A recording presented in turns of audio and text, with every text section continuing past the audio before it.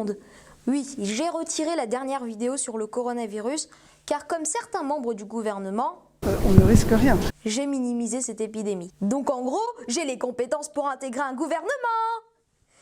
Mais là, pour être honnête, on s'est pris un sacré karma.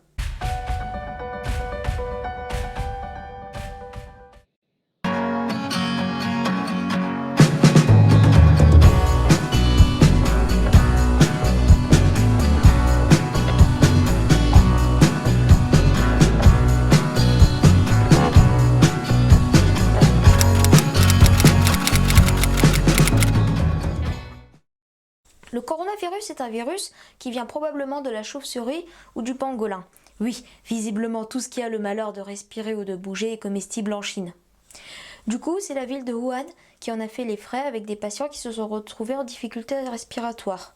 D'ailleurs, Covid-19 signifie coronavirus, virus, D comme disease, qui veut dire maladie en anglais, et 19 comme l'année de découverte de ce virus, soit 2019. Le problème avec ce virus, c'est qu'il est très contagieux. On estime son R0 entre 2 et 3. Le R0, c'est le nombre moyen de personnes qui est contaminé par un autre. Donc on passe rapidement de 1 à 3, puis 9, puis 80, etc. Et c'est donc la raison pour laquelle on se retrouve confiné, mais on va y revenir. Le Covid est responsable d'un syndrome grippal au tout début. Fièvre, courbature, toux, fatigue, maux de tête et parfois perte du goût ou de l'odorat. Pratique pour éviter de sentir les odeurs après un passage aux toilettes d'un membre de la famille ou du coup un bon piment de Cayenne passe crème. Puis viennent les difficultés respiratoires au bout de quelques jours, qui deviennent croissantes au point de devoir consulter ou être hospitalisé. Dans les cas les plus graves, on assiste à une détresse respiratoire, avec notamment la nécessité de mettre les patients sous respirateur. Or, comme la contagion se fait rapidement, compte tenu du nombre de places limitées dans les services de réanimation susceptibles d'accueillir ces fameux respirateurs, il ne va sans dire que les places vont être chères. Du coup, un billet pour l'espace sera limite plus abordable. Ce sont surtout aux 2/3 les hommes qui sont atteints du virus et on a remarqué que les personnes du groupe sanguin A développent des formes plus graves de la maladie. En revanche, les personnes du groupe O ont un risque d'infection moindre. Soyons tout de même rassurants, la majeure partie des gens développeront des formes peu graves à 81%, mais pour 19% d'entre elles, développeront des formes sévères à dramatiques. Même si vous avez des symptômes d'une petite grippe, vous restez contagieux et pouvez transmettre la maladie aux personnes les plus fragiles. Donc nous avons tous une responsabilité dans cette épidémie, bien plus que Netflix et YouTube qui occupent nos soirées quand même. Les tests, les fameux tests Covid. Il faut savoir qu'ils sont assez bons, mais dans près d'un tiers des cas, ils restent négatifs alors que le patient a vraiment le coronavirus. On appelle ces patients des faux négatifs car ils sont faussement négatifs. Le risque, c'est la perte de vigilance.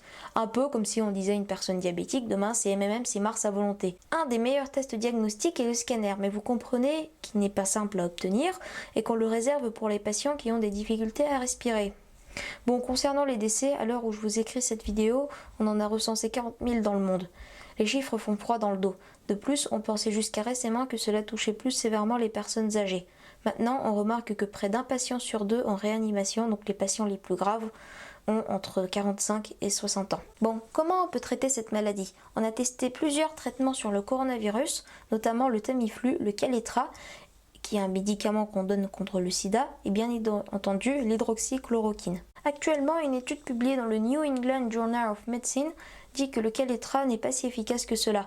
Le Tamiflu a été abandonné. Il ne reste plus que l'hydroxychloroquine, un médicament contre les rhumatismes inflammatoires ou le lupus. Le professeur Didier Raoul à Marseille a observé qu'un traitement à base d'hydroxychloroquine et azithromycine, un antibiotique, a permis de diminuer la charge virale chez les patients. La charge virale, qu'est-ce que c'est? Il s'agit du nombre de copies de virus qui se trouvent dans un volume donné. Elle est le plus souvent exprimée en copies par millilitre. Ce traitement est pour lui un espoir quant à la diminution de la virulence de la maladie. Attention, ce n'est pas le remède miracle, car une fois que les patients sont en réanimation, c'est déjà trop tard. Le truc, c'est que son étude initiale sur une trentaine de patients fut prometteuse. Et on n'avait pas d'autre alternative, alors en temps de guerre, il faut faire quelque chose. Beaucoup de médecins ont été réticents quant à ce traitement. Mais maintenant, compte tenu de l'urgence et du nombre croissant de morts, un décret a été publié pour que les médecins hospitaliers puissent prescrire ce traitement. Le professeur Raoul a même reçu des menaces de la part d'un confrère, comme le révèle le Canard enchaîné. Je pense qu'il faut tout de même saluer son travail, car en temps de guerre, lorsqu'il nous reste que peu de munitions, il faut s'en remettre à ce qui peut encore sauver des vies.